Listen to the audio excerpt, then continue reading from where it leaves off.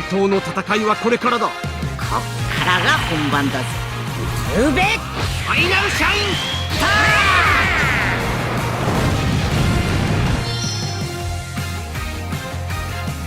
Super Saiyan 4 Goku and Super Saiyan 4 Vegeta returned as the headliners for the 4th anniversary, but this time as Dokkan Fest LRs. Super Saiyan 4 Goku introduced the Goku's Family category, which includes members of Goku's lineage. This was one of the best categories in the game on release, rivaling the Pure Saiyans category in terms of roster size. Super Saiyan 4 Vegeta introduced the Vegeta's Family category, which was nowhere near as good as Goku's Family, but still a decent category nonetheless. Goku gained 80% attack, as well as an additional 2 ki per AGL and Rainbow Ki Sphere obtained. Furthermore, at the start of each turn, he gained 20% defense up to a maximum of 80%.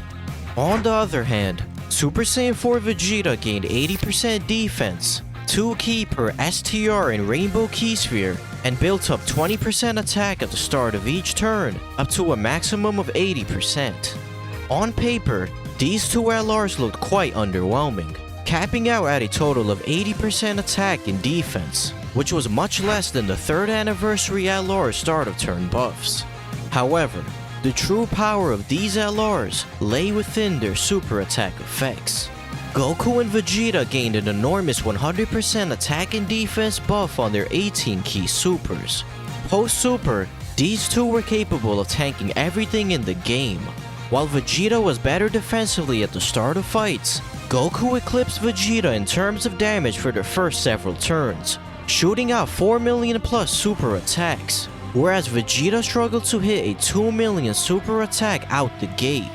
Goku also gained a further 100% defense on his 12 ki super, while Vegeta was stuck with a 100% attack increase, which was considerably worse. Although both units eventually built up to 80% attack and defense, had a great key mechanic, and possessed a medium chance to counter super attacks, Goku was considered better due to his superior performance at the start of fights.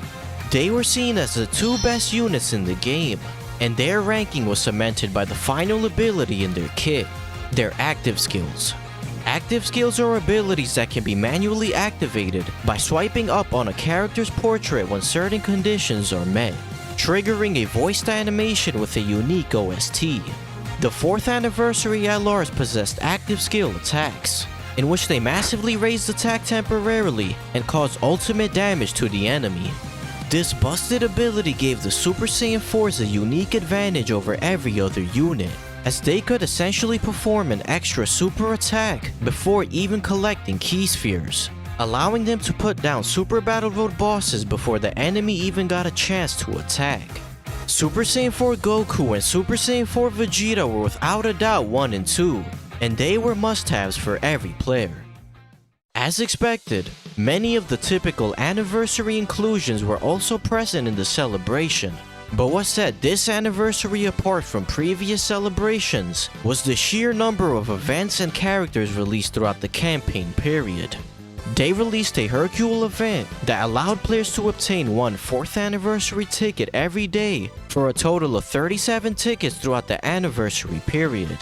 A new story event came with it, a free-to-play Giru card that had his own hidden potential orbs, and he was a decent Dragon Ball Seekers category support.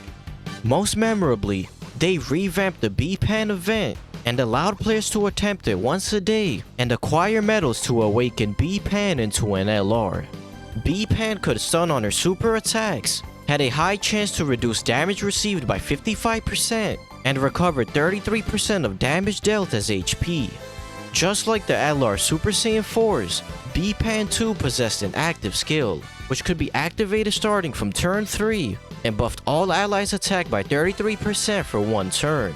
This attack buff was calculated separately, skyrocketing the damage of all units on rotation, especially those that had high start of turn attack stats. She was a phenomenal free-to-play unit, and used by many players to juice the attack stats of their strongest units. Speaking of free-to-play units, Super Saiyan Goku Jr. received an EZA a day later, and was also now one of the best free-to-play units in the game.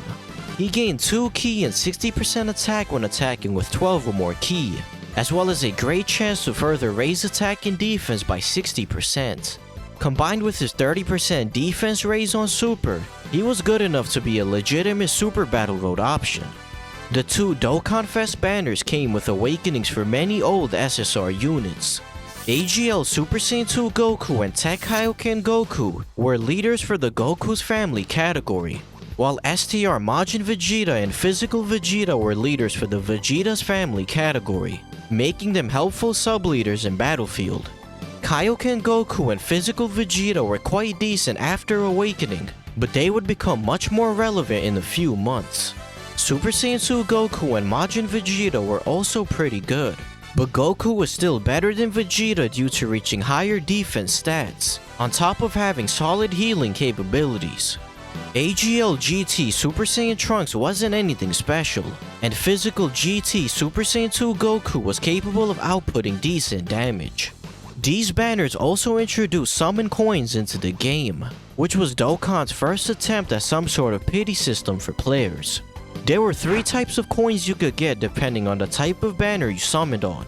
In this case, players received 1 red coin for every 5 stones spent on the Dokkan Fest banners. You could recruit characters that returned after their initial debut at the Baba shop, meaning you couldn't recruit new characters until their second appearance on a banner. Players were understandably frustrated by this decision, as not only did you need 500 coins to recruit an LR character, but you had to wait until they returned months later to purchase them. In the middle of the month, Dokkan held its first livestream unit reveal, in which they showed the upcoming LRs for Part 2, LR Grade 8 Baby and LR GT Goku Pan and Trunks. These LRs were featured on the game's very first top legendary summon banner, and both units were very powerful. The LR GT trio was the first real leader for the Dragon Ball Seekers category, consisting of many great free-to-play units. They were essentially a weaker LR Goku and Frieza, lacking the third 77% attack buff in their passive, but they were better defensively due to the defense raises on their super attacks. They also gained 1 ki per Dragon Ball Seekers category ally on the team, meaning they gained a massive 7 ki on a full Dragon Ball Seekers team. LR Baby introduced the Artificial Lifeforms category, and he was a beast in Super Battle Road. He gained 3 ki and 100% attack and defense at the start of turn, and 3 ki and 50% attack when facing a Hybrid Saiyan enemy, and those same buffs when also facing a Pure Saiyan's enemy. These category restrictions were easy to satisfy in Super Battle Road, but what allowed Baby to dominate that event was his Grade 8 mode. He had a high chance of turning into a Grade 8 when HP was 40% or less. As a Golden Grade 8, Baby gained an additional 1 ki per ki sphere obtained, allowing him to super attack consistently and deal an insane amount of free damage to bosses. For Part 2, 3 new stages of the Punching Bag event were released, and you now had to do 99 million damage with the use of items. They also released a new story event that came with their free-to-play Vegeta Jr., and he too received an easy A. He was similar to Goku Jr. in terms of performance, but his defense boost was guaranteed at the start of turn, so many people preferred him over Goku Jr. Furthermore, Dokkan released a special GT edition of Battlefield that came with a new LR in the Battlefield shop, LR Oob. Oob was solid in base, but what made him such a great free-to-play LR was his transformation. When HP was 40% or less, he fused with Mr. Buu into Majub and recovered 40% HP once only. This heal came in very clutch in Super Battle Road and against Super Saiyan 3 Goku's Extreme Z battle, and Majub was also a Rainbow Orb Changer that boasted good start of turn stats. The final event of the 4th anniversary was one of the most interesting and unique things Dokkan had ever done. They released a new Wish Upon an Eternal Dragon event, in which you could collect 1 Dragon Ball every day by clearing the stage with specific requirements. Once all 7 Dragon Balls were collected, you could summon Black Smoke Shenron, and a new special event was unlocked. Once you defeated all 7 Shadow Dragons in this new event, you would gain access to a new Extreme Z battle raid against Omega Shenron. Clearing up to stage 50 of this event gave you 20 copies of Universal Spirit Bomb Goku, as well as medals to EZA him. Goku was a godsend for the Shadow Dragon Saga Super Battle Road stage, becoming a Rainbow Orb Changer when facing a Shadow Dragon Saga enemy, as well as being a solid nuker. In total, the 4th anniversary released 6 incredible free-to-play units and approximately 900 stones by the end of the celebration. This towered over every other campaign's stone count, and the 4th anniversary was universally praised as the greatest celebration yet. At the start of March, we received a new Dokkan event teaser, and original Dragon Ball finally got its first Dokkan Fest in the form of Kid Goku. Goku was the leader for the Youth and Dragon Ball Saga teams, the latter of which only included units right before the start of the 23rd World Tournament. This is because the literal translation of the Japanese name for this category is Boyhood/Childhood Saga, which is why it only includes units from the portion of Dragon Ball when Goku was still a child. Kid Goku was a fantastic unit, gaining 77% attack and defense, up to 59% attack the more HP you had remaining, and up to 59% defense the less HP you had remaining. He also gained 1 key and 10% attack and defense at the start of each turn, up to a maximum of 59%. And also performed a critical hit once only when HP was 59% or less. This was a busted ability, since Goku could also use his active skill attack when HP was 59% or less, meaning he could perform guaranteed crits on his active. Goku came with 2 new banner units, TEQ Roshi and STR Demon King Piccolo. Roshi gained 628% attack, and a guaranteed critical hit and stun on the first attack he performed, allowing him to shut down bosses right away. He was a Super Battle Road killer, and could also serve as an effective nuker for the Punching Bag event. Demon King Piccolo wasn't as crazy, but was still a decent villain unit nonetheless. At the end of October last year, they had actually released a new free-to-play SSR Kid Goku from the OG Dragon Ball movies, and he received an awakening into a TUR at the start of the year. We had known he would eventually become an LR, and players were finally able to awaken him into LR Goku and Arale. Goku and Arale were a Rainbow Orb Changer, and for every Rainbow Key Sphere obtained, they gained 30% attack. Because they created their own Rainbow Orbs, it wasn't uncommon to get them up to 120% attack, and they were hitting harder than many summonable LRs. They reduced damage received by 30%, allowing them to tank effectively as well.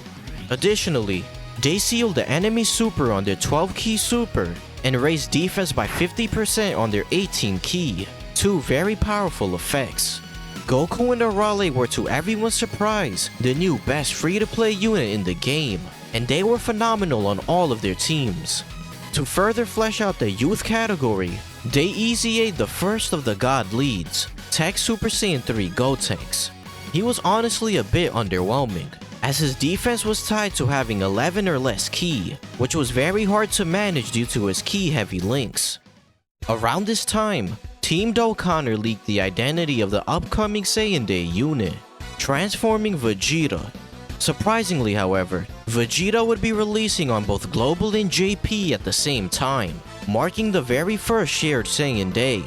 Vegeta was the counterpart to transforming Goku and Frieza, and his gimmick was that he gained 6% attack per key sphere obtained, which increased by 1% with each subsequent transformation. He also didn't lose any defense in his transformed states, and as Blue Vegeta, he changed the entire field of orbs to physical on his first appearance. While his individual states were far more powerful than transforming Goku and Frieza, he still shared the same flaw as his predecessors. The earliest you could possibly see Blue Vegeta was turn 9, and no fight in the game lasted that long. However, the most valuable aspect of this unit was his amazing leader skill.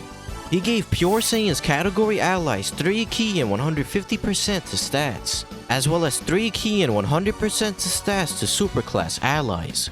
He had by far the most versatile leader skill in the game, and you could run many of the best units on his team. INT Super Vegeta was also a powerful banner unit, and was a perfect linking partner for transforming Vegeta. He gained 80% attack and defense, and gained up to 120% attack and defense the more HP you had remaining, for a total boost of 200%. The Saiyan Day EZAs were the father-son Gallic Gun SSRs, and they became stronger support units and a great pickup for players via the Vegeta family crest login item. It's now April 1st, and we received what many consider to be the best April Fool's joke Dokkan has ever delivered. They teased the release of a retro mode by updating the title and home screen music to 8-bit versions. They also brought back the original title screen, now reimagined in 8-bit style. On top of this, they released a new event that allowed players to recruit Dokkan Butoden and Goku and Vegeta. Both were surprisingly good, with Vegeta being the more defensive version, and he was actually competent in Super Battle Road. Alongside the April Fool's event, they released Dokkan Fest TEQ Hit. Around August of last year, Global held a poll to see which character players wanted to see receive a Global First Dokkan Fest, with the options consisting of Hit, Kale, and Caulifla. Hit ended up winning, and was released on Global at the end of December. He was now finally out on JP, and he was every bit as controversial as when he released on Global. He led the Universe 6 and Universe Survival Saga categories, and he was centered around debuffing the enemy. He gained 120% attack when attacking with 12 ki, reduced the attacked enemy's attack by 20% and defense by 80% for 2 turns, and had a high chance of stunning for 1 turn. He also had a medium chance to stun on Super, and when the enemy was stunned, he gained a further 80% attack and was super effective against all types. He gained no defense and was frail in Dokkan events, but was a great option in Super Battle Road. TEQ Golden Frieza was the first demigod lead to EZA, and his damage reduction was increased from 70% to 80%. The biggest change, however, was that he now retained 50% damage reduction when HP fell below 50%. The Part 2 Yellow Coin LR came a week later, and out of nowhere, in the middle of a regular celebration with very little expectations, Dokkan dropped one of the most broken cards in the history of the game.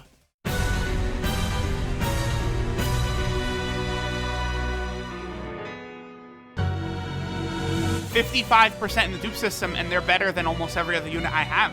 At Rainbow, I have every unit Rainbow. They're better than every other unit pretty much Rainbow. The most overpowered unit in the game. The most broken, quote-unquote, release in the game to date. LR Kale and Caulifla led the Joint Forces category for 4 ki and 130%, consisting of some of the most powerful LRs. And the extra ki in their leader skill allowed these ki-hungry LRs to super more consistently. They permanently stacked defense by 30% on both super attacks, and gained 66% attack and defense at the start of turn. Kale and Caulifla launched an additional normal attack, and with every attack performed, they gained 1 ki up to 6, and a 6% chance to dodge up to 66%. Even with just these base abilities, they were already a very strong unit. But what truly pushed them into the realm of the strongest was what came next. For every Universe 6, Joined Forces, or Pure Saiyan's category ally on the team, Kale and Caulifla gained 10% attack. This bonus stacked for each applicable category a character belonged to, meaning if a unit was on all 3 categories, they gained an extra 30% attack.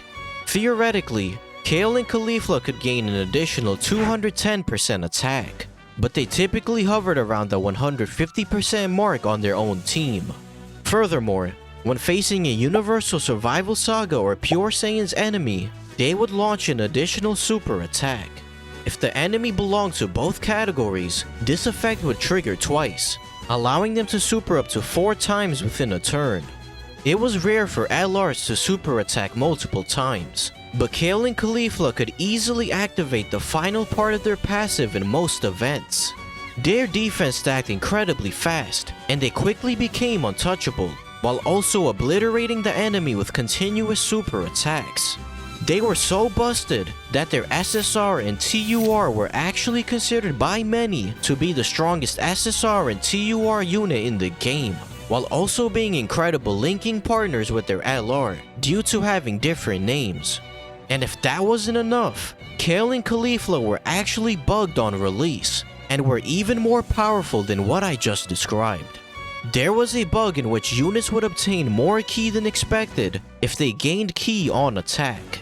Since Kale and Caulifla gained 1 ki per attack rather than at the start of turn, they could effectively go past a 24 ki multiplier if they reached 24 ki before attacking. They could perform an ultra super attack with a 25 through 30 ki multiplier instead of 24, and the same was true for their additional super attacks, being able to perform additional supers with a 13 through 18 ki multiplier. Their additional supers with an 18 ki multiplier would also be considered as ultra super attacks and do mega colossal damage, but the animation would be of their 12 ki super. This unit completely gapped the game, and they would go down as one of the most broken cards in history. Kale and Caulifla also came with 2 new banner units, and TEQ Caulifla in particular was a legendary card. She had a 100% chance to evade enemies' attacks when there is a Universe Survival Saga or Pure Saiyans category enemy. You could run her without a leader skill, and as long as the category restrictions were met, she was completely untouchable. A week later, they released update 4.3, which introduced the boost feature, allowing you to use twice the amount of stamina to get double the amount of rewards from a clear. This update also brought with it numerous bugs, due to the developer's attempt to fix the ki overflow issue made evident by Kale and Caulifla. LRs randomly started launching additional super attacks at 18 or more ki. Great Apes started receiving damage from enemies, and characters' attack stats displayed unusually high numbers despite the damage output remaining the same. Kale and Caulifla quite literally broke the game. At the end of the month, the Golden Week celebration kicked off with a new Hercules login bonus. By logging in during the event period, players received a random gift from Hercule, with a small chance of getting increased rewards. A new Dual Dokkan Fest was also held, featuring transforming Trunks and Zamasu. Both units transformed on turn 3, had access to an active skill transformation on turn 5, and possessed fantastic leader skills. Trunks gave Future Saga category allies 170% to HP and attack, and 130% to defense, as well as superclass allies 120% to stats. He was mediocre in base, only gaining 100% attack and defense, and stacking attack on super. Super Saiyan Trunks was significantly better, now stacking attack and defense by 20%, making him incredible for long events. Sword of Hope Trunks was a powerful nuker who gained 30% attack and 10% defense per ki sphere obtained, and he was super effective against all types, allowing him to deal impressive damage with many ki spheres.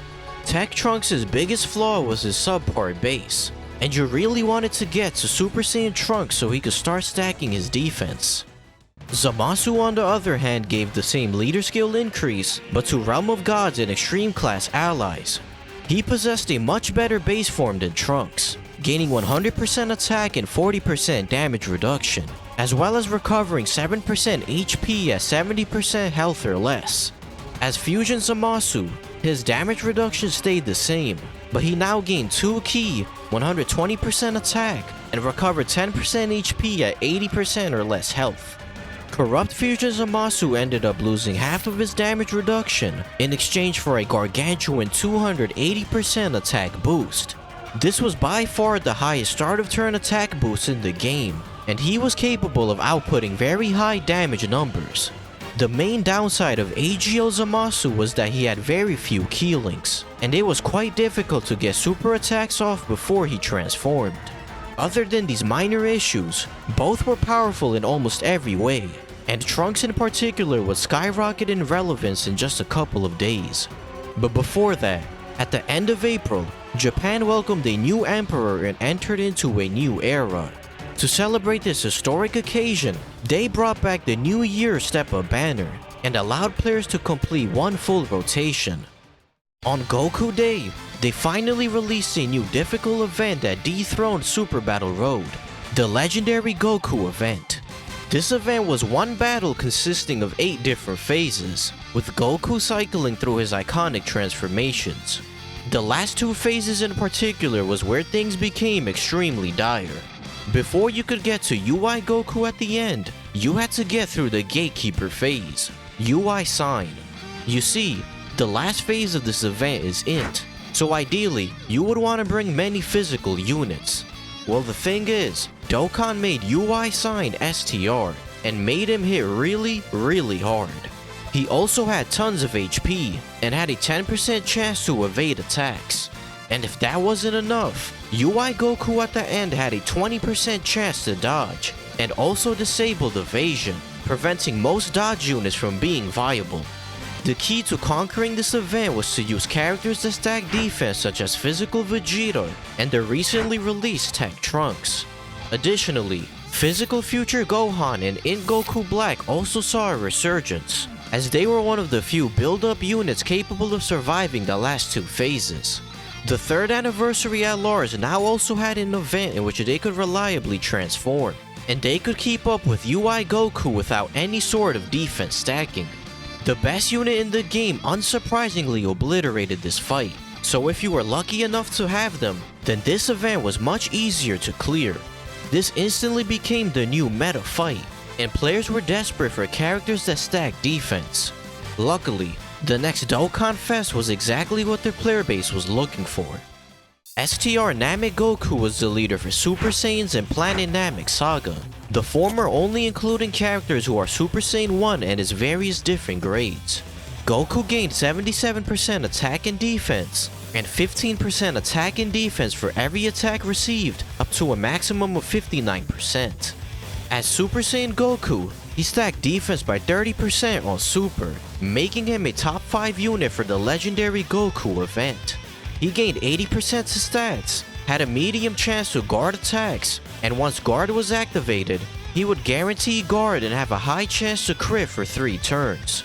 Namek Goku was a top tier Dokkan Fest, but he did have one notable weakness, and that was his transformation condition. He transformed when HP was 70% or less, starting from turn 3. Despite not being too hard to fulfill, the HP restriction made it a lot less consistent to see Goku transform early in the fight. This meant that he would get less defense stacks as a result, and could potentially die from the later phases of the legendary Goku event if he wasn't guarding. Super Saiyan Goku also possessed a rage mode that you would only ever see in the legendary Goku event, and he created rainbow orbs for the turn. Second Form Frieza released simultaneously with his own farmable orbs and EZA event, and he quickly established himself as a Hall of Fame free-to-play card. Frieza possessed an attack all Super, and gained an additional 6 ki and 40% attack and defense when facing 2 or more enemies. He also raised attack by 60% when the enemy's defense was lowered, and launched an active skill attack when facing 3 or more enemies starting from turn 3. Frieza devastated Super Battle Road, and was arguably the best free-to-play unit for that event.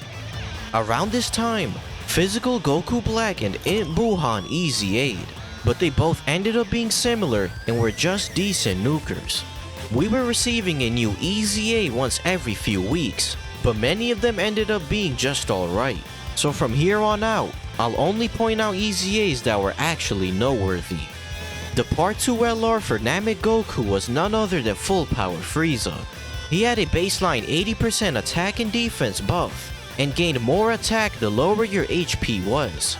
Frieza performed a guaranteed crit when HP was 30% or less, and was boasting a 6 million attack stat with his full passive up. However, most of what made Full Power Frieza strong required you to be at low HP, which is a risky strategy and allows you to be susceptible to dying very easily. He also sacrificed 8% HP on his 12 ki super, which was intended to help you go below certain HP thresholds, but it ended up being more of a hindrance than anything. He was a high risk, high reward type of unit, but unfortunately, Frieza was just a bit too risky for most players. A week later, they released a new Dragon Ball Heroes campaign, that came with numerous new units and awakenings. All of these units were quite decent and had their respective uses, but the two standouts from this batch were Xeno Vegeta and Celis.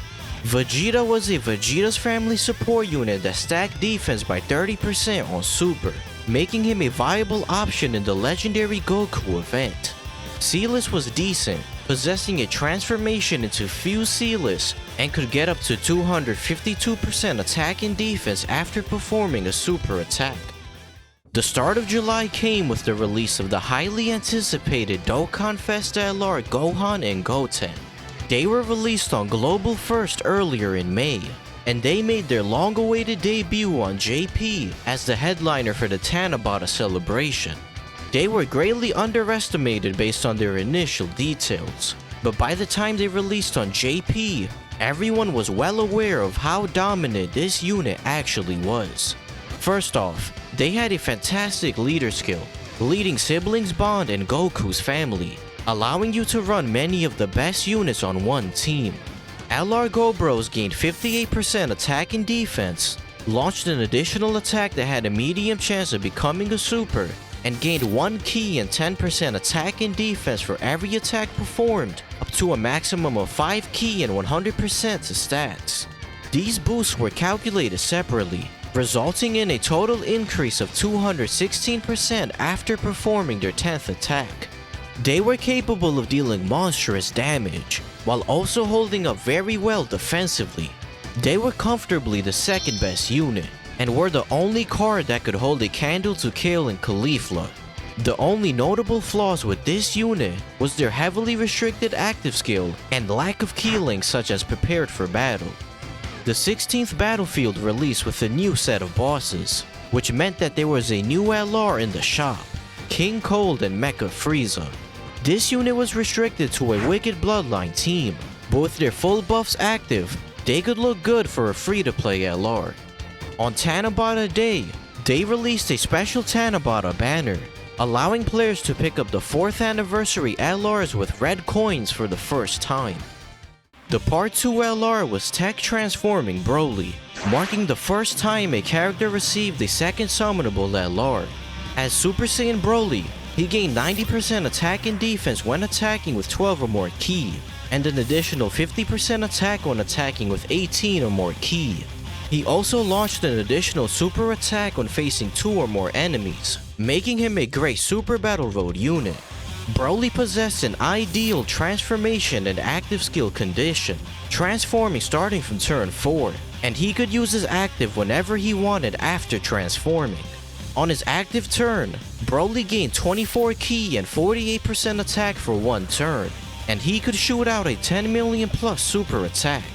In Super Battle Road, he could potentially super attack up to 4 times, and he would single-handedly end the fight on turn 4. The problem with Broly was that he also struggled for ki, and he was a bit squishier than the top 2 LRs. Regardless, he was an offensive monster, and remained as one of the hardest hitting LRs for quite a long time. Also, this unit was another global first card that was released in May, but his active skill didn't have an English voice line or a unique OST for unknown reasons on global, with a notice in-game saying it would be added soon. Quite intriguingly, Dokkan started pumping out quite a bit of content from the Android/Cell saga around this time. Not only did we receive LR King Cold and Mecha Frieza, they released a new Android Saga story event that came with a Yardrat Super Saiyan Goku. This unit was quite good, gaining 59% damage reduction from normals, as well as being able to counter them in slots 2 or 3. And keeping with the Android/Cell Saga theme, the next Dokkan Fest was transforming Piccolo. Piccolo introduced the Worthy Rivals category, and was also the leader for Namekians. He stacked defense on Super, already making him a great option in the legendary Goku event. Piccolo gained 100% attack and defense, and possessed the valuable Scouter ability. He could transform from turn 4 when HP is 70% or more with another Namekian ally on the team, which wasn't so bad on his own team since it countered the friend Piccolo. Transformed Piccolo kept his Scouter ability, gained 120% attack and defense, and 40% damage reduction. He was untouchable in the legendary Goku event, and also protected your rotation by allowing you to see where the enemy was supering. He was also the first unit in the game to possess 2 different super attack effects, greatly raising attack for 1 turn and having a 50% chance to stun the enemy. Dokkan was smart enough to release a busted Namekian banner unit to further aid Piccolo. AGL Nail was also great in the legendary Goku event, stacking attack and defense by 20%, gaining 10 to 77% damage reduction the less HP you had, as well as additional stats when there was a Piccolo on the team. LR Prime Battle First Form Cell also released on the same day, and his most notable ability was that he recovered 15% HP on his 12-key super, which was helpful in Super Battle Road. The last thing to know for this celebration was that they released another Android/Cell Saga story event that came with a new SSR Vegeta. This unit was oddly omitted from the Pure Saiyans category, and many people were speculating he would awaken into a Vegeta and Trunks unit. The announcement for the 300 million downloads reveal livestream came a week later, featuring Yardrat Goku on the thumbnail. Combined with the overwhelming amount of Android/Cell Saga content we had been getting, players started speculating that we were finally getting that iconic scene done in modern Dokkan animations. The livestream was broadcasted on the 17th, and many new features and events were announced for the end of the month. But most importantly, we received confirmation that the theme of the celebration would be the Cell games, and that the headliners would indeed be Gohan and Cell. Everyone was hyped beyond belief, but there was no feasible way players could have prepared themselves for the absolute storm that was about to hit the game. おはよう世界の諸君、今日は素晴らしい知らせを持ってきた。セルゲームを行うことにした。強さに自信のある者も初めての者もどんどん参加してほしい。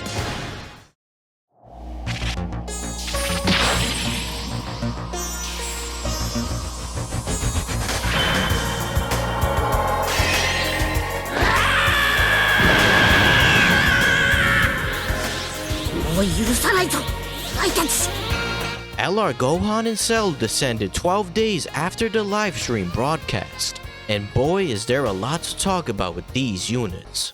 Starting with Gohan, he gained 100% attack and defense, and 1 key and 10% attack and defense at the start of each turn, up to a maximum of 5 key and 70%. His attack stats early on weren't anything special, but he could start dealing good damage after just a few turns of buildup. His biggest strength, however, was his ability to stack defense on Super. Just like Kale and Caulifla, Gohan stacked defense by 30% on both his 12 and 18 key super attacks, making him a defensive god in the legendary Goku event. He also introduced one of the best categories into the game, the Kamehameha category. On top of also buffing Super AGL for 3 key and 120% to stats, Gohan's team consisted of many of the best units in the game. His base form turned out to be much stronger than what most people expected based on his leaked details, and he was a strong contender for top 5 LRs in the game. Unfortunately for Gohan, his performance in base was all he had to rely on, as he was plagued with the single worst active skill condition the game has seen. Gohan had 2 separate ways to trigger his active skill transformation, either when HP was 58% or less with 16 on the team, or starting from turn 5 when HP was 58% or less while an android's category ally or enemy was present. The sheer number of difficult restrictions stacked on top of each other made it borderline impossible to ever see Gohan transform. To try and remedy this, they released a Banner Unit 16 alongside Gohan, which ended up being one of the dumbest decisions the game has ever made. You see, Android 16 was INT instead of AGL, so it was impossible to run him under Gohan's leader skill. They only shared 1 category, and that was on LR Cell's team, but that setup was a mess, filled with units that had completely different links and little synergy. Even though 16 himself was a great support unit for Gohan, it didn't matter at all, since there was no effective way to run the two together. If you were lucky enough to transform Gohan into Super Saiyan 2, he would become an absolute beast of a unit. For every Ki Sphere obtained, Super Saiyan 2 Gohan gained 1 Ki, 20% attack, and 7% defense. Furthermore, when facing one enemy, he created rainbow orbs, and when facing 2 or more enemies, he launched an additional super attack. Additionally, when there was a Super Saiyan Goku ally attacking in the turn, Gohan gained 59% attack when attacking with 18 or more Ki. This final ability in his passive allowed Gohan to reach ludicrous attack stats with several orbs, wiping out the enemy with a 7 million plus super attack. Super Saiyan 2 Gohan was ridiculously busted, and the main culprit behind why Dokkan put so many restrictions on his transformation. Unfortunately, because his conditions were nearly impossible to meet, most players never saw him transform. As a result, his base form was all we ever got to use, which despite being strong, was nowhere near enough to earn him the title of best unit in the game. On the other hand, Cell had a more disappointing base form than Gohan. He led the Android/Cell Saga category for 4 Ki, 150% to HP and attack, and 170% to defense, and also gave 120% to Extreme Int. Cell gained 80% attack and defense, and up to 80% defense the more HP you had remaining. Additionally, he gained 1 Ki and 20% attack per existing enemy, but he was often only facing 1 or 2 enemies on average. While he was strong defensively, his attack stats were pitiful compared to other LRs.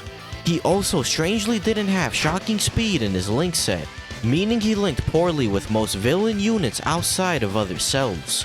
His transformation condition, though not as bad as Gohan's, was also annoying to achieve. Cell evolved into Perfect Cell when HP was 30% or less at the start of turn. This was almost impossible to see in Dokkan events, but in Super Battle Road, it was actually somewhat common to see Cell transform. Once transformed, Cell fully recovered HP and gained 4 Ki and 120% attack and defense. When attacking with 4 or more Ki Spheres obtained, Cell gained 20% attack and defense, an additional 20% with 6 or more Ki Spheres, and another 20% attack with 8 or more Ki Spheres. He was a very orb-hungry LR, but with 8 orbs obtained, he was capable of dishing out very impressive damage. Lastly, Cell possessed an active skill attack that could be used when there was one enemy starting from the turn after he transformed. He was fantastic in Super Battle Road and good in the legendary Goku event, but he ended up ranking lower than Gohan for many players. Both Gohan and Cell were incredibly powerful LRs on release, but they came with a plethora of unnecessary restrictions that sparked massive controversy within the community.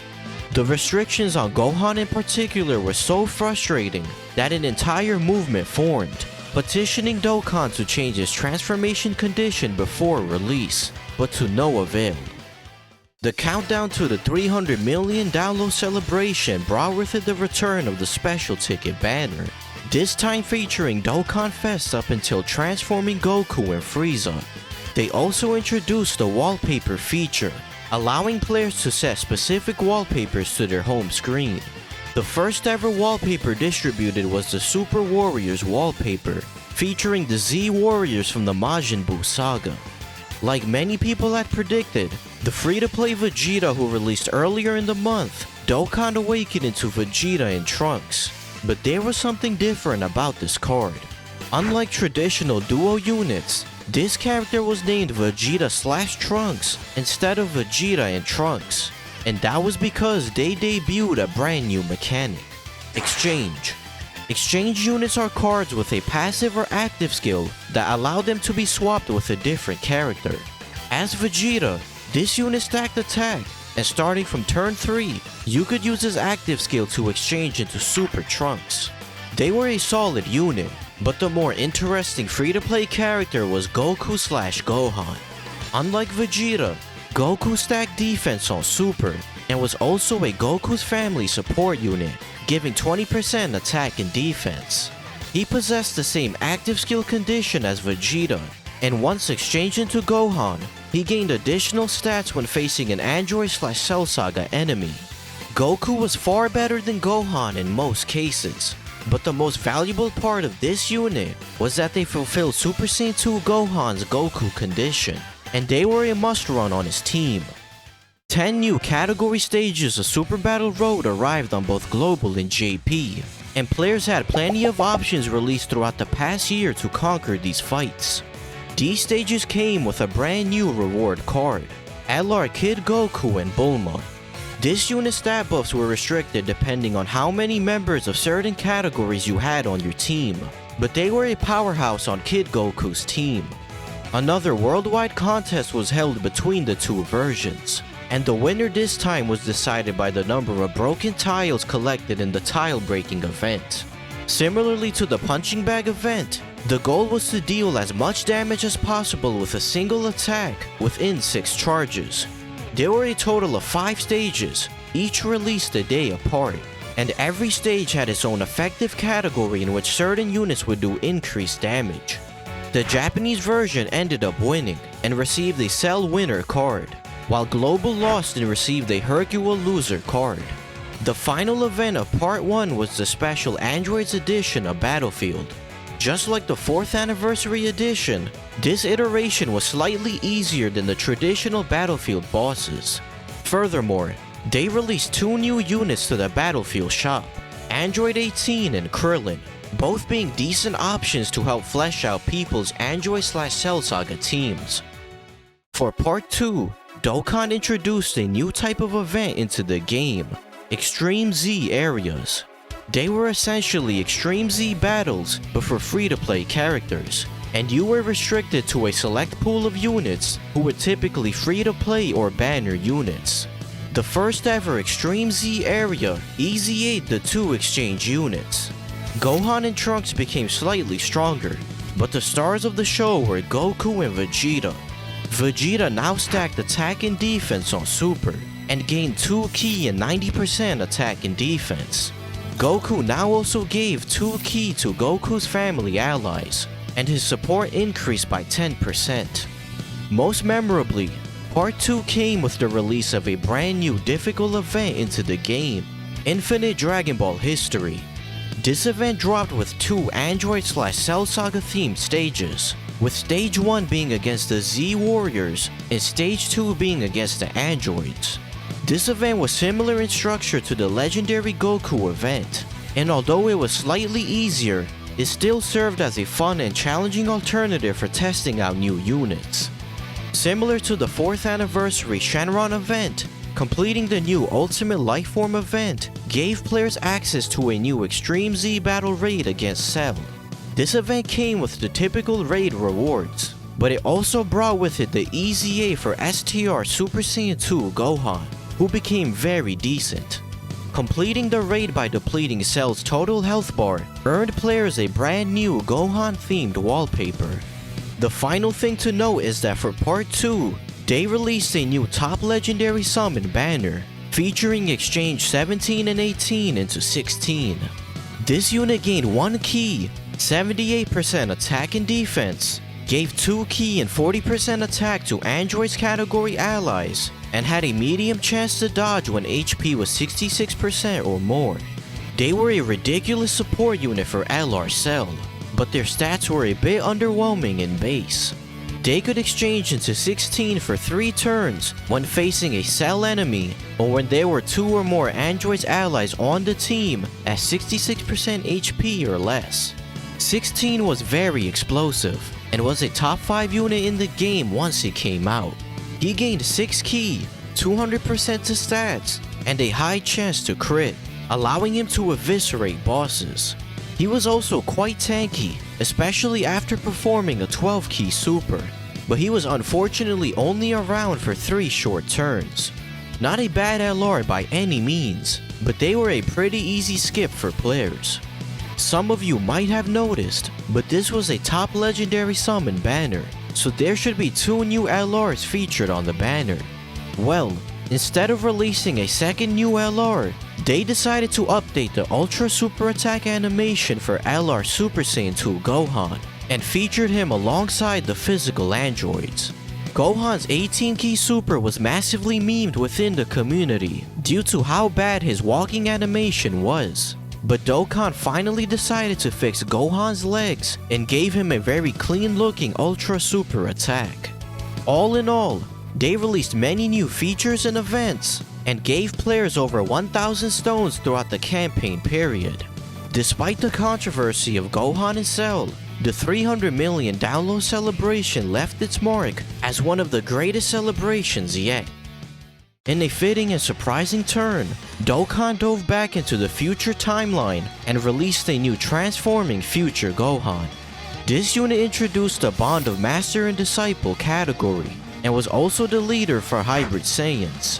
He gained 100% stats, supported Bond of Master and Disciple category allies for 1 key and 30%, and gained 58% damage reduction when HP was 58% or less. On top of greatly raising defense on Super, this unit was a good tank, and a juggernaut defensively once his damage reduction went live. He transformed into Super Saiyan Gohan starting from turn 4, when HP was 58% or more with Trunks on the team. Super Saiyan Future Gohan was very powerful, and that was mainly due to the fact that his 58% damage reduction was now guaranteed at the start of turn. However, there was one major concern with this unit, and that was the fact that he gained no defense at the start of turn. Gohan only gained 1 key and 30% attack and defense per Bond of Master and Disciple category ally on the turn, so without a full rotation of units on that category, he was capable of taking sizable damage even through his huge damage reduction. He had a few annoying restrictions scattered throughout his kit, but he was still a good card and a powerful addition to his teams. Alongside Gohan, they revamped the Fight Against Despair story event and released 2 new free-to-play units, Future 18 and Future 17. Both stacked attack and defense on Super and gained additional stats when the other was on rotation, making them solid options for long events. On October 8th, Dokkan released more new summon animations. The background was now updated, and players could pull a newly released Dokkan Fester LR with the Whis Rewind, Goku Black Rift, and Zeno animations. Other animations were also added such as Super Saiyan God, a long Kamehameha, Trunks holding Mai, and a fusion text guaranteeing a Vegeta animation. A few mid-EZAs later, and it was time for the Halloween campaign. The main free-to-play unit this year was Grey Saiyaman Kid Trunks, accompanied by awakenings for the previous 2 Halloween units. Saiyaman Trunks stacked defense on Super, and was also a fairly solid damage dealer thanks to his additional normal attacks and crit chance, which built up to 49% with each attack performed. Likewise, Candy Vegeta became excellent across the entire game. His dodge chance increased from 50% to 70%, and he now had a medium chance to stun. Additionally, Candy Vegeta now stacked attack and defense by 20% on Super, making him a real option in long events. Gotenks and Ghosts changed far less than Vegeta, but they were still an amazing stunner in Super Battle Road. The INT-type support units also received an awakening into TURs at this time, and despite us being in a category lead meta, these type supports still had their use as battlefield leaders. Gohan and Vegeta now gain 20% attack and defense per key sphere obtained, randomly changed key spheres to INT, and now gave 50% support instead of 40%. With the Halloween celebration behind us, we would normally move on to talk about the next Dokkan Fest. But as 2019 had shown us time and again, this was no ordinary year. This next character far surpassed the power level of any card released around this time before, and was perhaps the strongest villain unit we had seen yet. さあ、始めようか。光栄に思うがよい。俺の究極の変身を見られるのは、お前が最初で最後だ。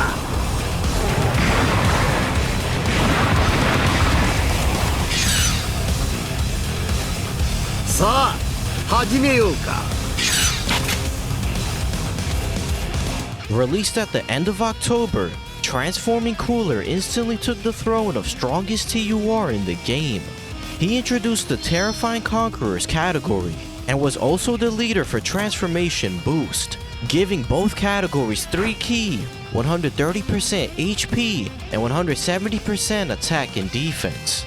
Terrifying Conquerors consisted of various powerful villains, specifically from the movies, and Transformation Boost consisted of many of the main villains from the various Dragon Ball series, as well as EZA, Ninja and LR Tech Broly.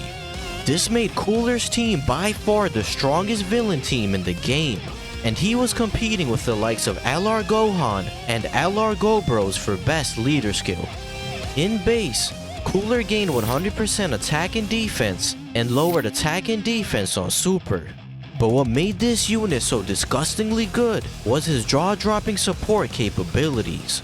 When facing one enemy, Cooler gave Transformation Boost allies 2 key and 30% attack and defense. And when facing 2 or more enemies, he gave Terrifying Conquerors allies 2 key and 50% attack and defense. In Super Battle Road, he was giving allies physical Kid Buu levels of support, and massively juiced the performance of all Terrifying Conquerors allies. In every other event, he was still giving a substantial 2 key and 30% attack and defense to Transformation Boost allies, making it easy for the units around him to super, offsetting the lack of shocking speed in his link set. He was already a must-run on all of his teams thanks to his powerful base form, but this was far from the full extent of Cooler's power. He could transform into Final Form Cooler starting from turn 3, when there is a Pure Saiyans or Hybrid Saiyans enemy, or when facing one enemy starting from turn 6. Transformed Cooler gained 3 key and 180% attack and defense, and launched an additional attack that had a medium chance to be a super.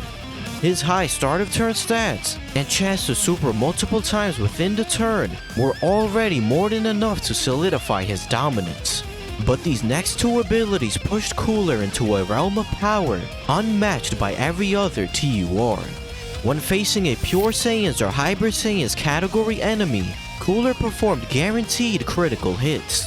These 2 categories were present in almost all of the hardest fights, which meant that Cooler was pretty much critting 100% of the time. On a double Cooler team, you could transform one of your Coolers and link him with the other untransformed one, giving him a perfect linking partner that also supports. To top it off, Cooler stacked attack on Super by 30%. This combined with his multiple supers per turn allowed Cooler to reach insanely high attack stats in long events.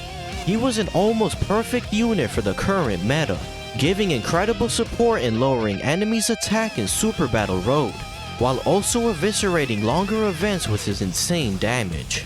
He was far and away the best TUR, and was a contender for top 3 units in the game overall. Alongside Cooler, they debuted the Hero Extermination Plan Extreme Z area, and started EZAing the OG SSR units, who Dokkan awakened via the Hero Extermination event. The first EZA added to this event was AGL Super Saiyan Goku, and he was at best a filler option on weaker teams and restricted events. INT Super Saiyan Gohan would get his EZA added a week later, and shocker, he was also mid, as most of the units who would end up EZAing from this event would be. A day later, JP Dokkan finally received these global first SSRs, Physical Super Saiyan 3 Vegeta and Tech GT Super Saiyan 3 Vegeta. These units came out on global in June of last year, and while they weren't anything crazy, they caused quite a bit of chaos on global. There was an error in which some players had GT Super Saiyan 3 Vegeta randomly appear in their box with maxed out stats 2 days before his banner was supposed to officially release. In response, Dokkan performed a day-long maintenance and removed Super Saiyan 3 Vegeta from everyone's box, greatly annoying global players. In the middle of the month, Dokkan strangely dropped a yellow coin LR that had absolutely nothing to do with Cooler. LR God Goku. Specifically, This God Goku was based off his fight against Beerus in the Dragon Ball Super anime, and not the Battle of Gods movie, which is why he isn't on Movie Heroes. God Goku had a phenomenal leader skill. He gave both Pure Saiyans and Hybrid Saiyans allies 4 ki and 130% to stats. He gained 77% attack, 1 ki and 11% defense per Pure or Hybrid Saiyans ally on the team, up to a maximum of 5 ki and 55%, and had a high chance to dodge and crit for his first 7 turns. Many people were actually quite underwhelmed after reading his details, as he was very much a liability in longer events once his dodge wore off. However, Goku did possess one key ability that made him perform better than what people were expecting. On his 12 key super, he greatly raised attack and defense for 1 turn, and on his 18 key super, he greatly raised attack and defense for 3 turns. While his offensive numbers didn't blow people away, he could be a somewhat safe floater in the legendary Goku event, and was very reliable for his first 7 turns. Following the release of God Goku, it was time for the annual Super Dragon Ball Heroes campaign. They released 6 new SSRs and Dokkan Awakenings for 3 older SSRs. The main standouts from this batch were Golden Cooler and Super Fu. Fu introduced the Dragon Ball Heroes category into the game and led it for 130%.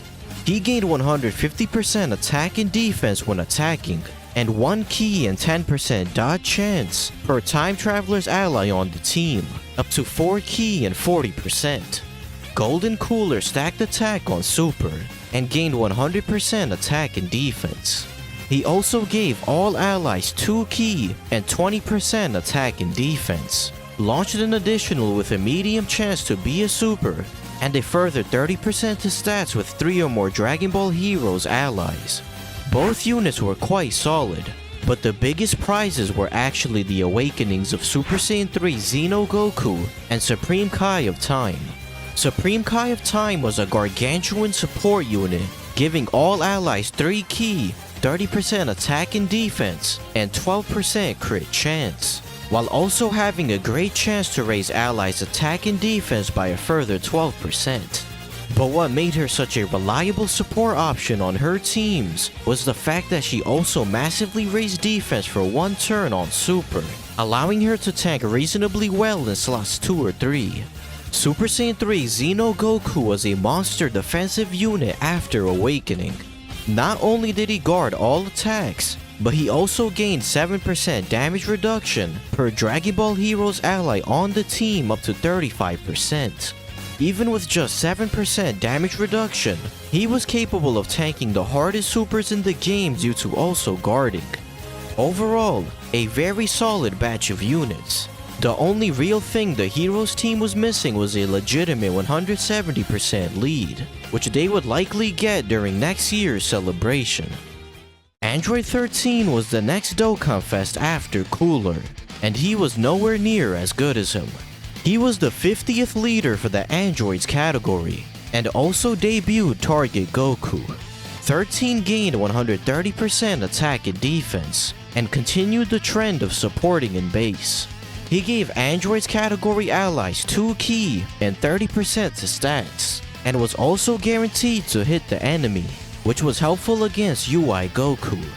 Starting from turn 5, when there are another 2 or more Androids allies on the team, 13 absorbed 14 and 15 and became Super Android 13. Super 13 now gained 3 ki, 130% attack and defense, disabled enemies' guard, had guaranteed hits, and gained 13% attack and defense per target Goku ally on the team. He also performed guaranteed crits when facing a Goku enemy, making him really good in the legendary Goku event. He was decent everywhere else, but 13 didn't excite the player base at all, mostly because it's Android 13. His banner unit Trunks was solid, being the first decent banner unit in months, and he could output good damage with his multiplicative attack buffs. STR Android 13 from the Baba shop also received an awakening, and he was now a great unit for the legendary Goku event. Not only did he stack attack and defense on Super, he also had a baseline 40% damage reduction when attacking with 8 or more ki, and gained additional stats when facing a Goku, Vegeta, or Trunks enemy. A week later, we received a very mid-EZA for AGL Super Vegito, as well as the awakenings for AGL Pan and Rildo. The Christmas campaign kicked off in the middle of the month, and we received not only a new Santa Goku wallpaper and card, but also a new LR, Spirit Bomb Absorbed Goku. Goku was among the best LRs in the game, and yet another buff to Super AGL, which has received 5 incredible LRs this year. He led the Super Saiyans category for 4 ki and 130%, greatly raised defense on 12 ki, and lowered attack and defense and sealed on 18 ki. His biggest strength was that he was a Rainbow Orb changer who gained 2 ki per Rainbow Orb, as well as 7% attack and defense for every orb obtained. Additionally, for every Super Saiyan's category ally in the same turn other than Goku, he would gain a further 7% attack per ki sphere. This meant that he could gain up to 21% attack per ki sphere obtained, which combined with his start of turn 59% buff, allowed Goku to hit really hard. He was a top tier unit, and a strong contender for top 5 LRs in the game. This long game-defining year finally comes to an end with the release of the final 2 Dokkan Fest units, transforming Majin Vegeta and Super Saiyan 3 Angel Goku. Both units were quite similar, so we'll cover them simultaneously. Goku and Vegeta led Otherworld Warriors and Super Saiyan 2 for 170% respectively, and also gave 150% to Super Saiyan 3 and Resurrected Warriors. Goku raised attack on Super by 30% for 1 turn, while Vegeta raised defense, making him better defensively after supering. Both gained 100% attack and defense, raised attack and defense up to 60% depending on how low your HP was, and gained 30% attack and defense when attacking with 3 orbs obtained. However, the most controversial aspect of these units was their transformation condition. They transformed starting from turn 3 when facing one enemy whose HP is 80% or higher. The problem with this condition was that it was inconsistent. You could either get lucky and transform at the start of a new phase, or the enemy would constantly be below the HP threshold whenever they appeared on rotation. This condition was easier to maneuver around in longer events, but you almost never saw them transform in Super Battle Road. Furthermore, unlike the previous 3 Dokkan Fest units, they had no support abilities in base, so while they boasted good stats, they didn't contribute much else to the team. Once transformed, these units became a lot more interesting, and closer in power to STR Cooler. Their super attack effects were now a 50% raise instead of 30%, and their HP dependent buffs were now up to a maximum of 77%. The last 2 abilities in their passive was the biggest difference between this duo. Super Saiyan 3 Goku gained 33% dodge and 33% attack and defense when attacking with 3 orbs obtained, and was super effective against all types with 6 orbs. Majin Vegeta on the other hand was super effective with 3 orbs, and guarded all attacks with 6 orbs obtained. This allowed Vegeta to tank hits way more effectively than Goku, who often had to rely on his dodge chance to survive big boss super attacks, especially before attacking. One interesting thing to note is that just like AGL Tapion, Vegeta changed classes after transforming, which prevented Majin Vegeta from getting superclass leader skill buffs. The banner units for Goku and Vegeta were Gohan and Dabura, and they gave super or extreme class Majin Buu Saga ally support respectively. The New Year Step Up banner made its expected return at the end of the month, capping off the best year of Dokkan yet. 2020 had massive shoes to fill, but luckily for players, they had good reason to believe that this upcoming 5th anniversary would be the most hype celebration of all time. But before that, in the middle of January, they released the awakenings for the STR type support units, as well as the EZA for STR Majin Vegeta and AGL Super Saiyan 2 Angel Goku. These units had just Dokkan awakened during the 4th anniversary, so they unsurprisingly didn't change much. The countdown to the 5th anniversary began a week later, teasing a Dragon Ball Super themed celebration, and players knew exactly who was coming. You see, a few months prior to the 4th anniversary, Ichiban Kuji announced a Dokkan Battle figure collaboration scheduled to release in February of 2019. This figure ended up being none other than Super Saiyan 4 Vegeta, one of the headliners for the 4th anniversary. You can probably see where I'm going with this. In October of 2019, Ichiban Kuji announced another Dokkan collaboration figure for February of 2020, revealing that the 5th anniversary headliner would be Gogeta Blue, and based on the countdown images, he would be accompanied by Vegeta Blue, marking a double fusion anniversary. Dokkan had every intention of surpassing 2019 by kicking off the year with the most hype celebration in Dokkan past, present, and future.